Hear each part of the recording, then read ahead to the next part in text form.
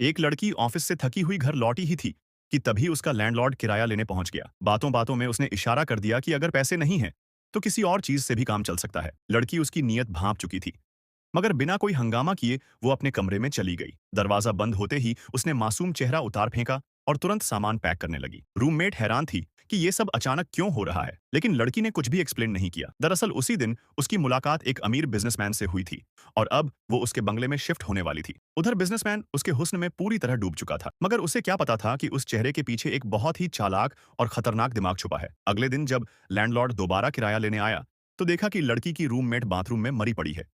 वो घबरा गया और तुरंत पुलिस को बुलाया, यह कहते हुए कि उसका इससे कोई लेना देना नहीं है। इस खबर की ब्रेकिंग न्यूज बिजनेसमैन ने टीवी पर देखी और तुरंत जाकर लड़की को बताया, लेकिन वो इस पर जरा भी परेशान नहीं लगी, बस आराम से बैठकर फ्राइड चिकन खा रही थी। बिजनेसमैन को समझ नहीं आया कि ये कैसा रिएक्शन है। उसने गुस्से में कहा कि ऐसी बातों पर मजाक नहीं बनाना चाहिए। तब लड़की ने ठंडे लहजे में कहा, अब वो रूममेट किसी काम की नहीं रही, उसका मकसद पूरा हो चुका है। असल में वो उस जगह इसलिए रह रही थी क्योंकि वहां से बंगले का साफ नजारा मिलता था। वांग युएनजिंग से बिजनेसमैन की हर हरकत पर नजर रखी जा सकती थी। अब जब उसका मिशन पूरा हो गया था, रूममेट की जरूरत ही नहीं रही। बिजनेसमैन का पारा चढ़ गया, वो सीधा पुलिस के पास जाने वाला था, लेकिन तभी लड़की ने उसका फोन छीन लिया और पूरे बंगले के दरवाजे लॉक कर दिए। जब उसे होश आया तो देखा कि वो पूरी तरह बंधा पड़ा है और सामने वही लड़की खड़ी थी। इस बार एक अलग ही रूप में वो बोली, अब चुपचाप अपना बैंक कार्ड और पासवर्ड बता दो, वरना अंजाम तुम्हारे सोच से भी बुरा होगा।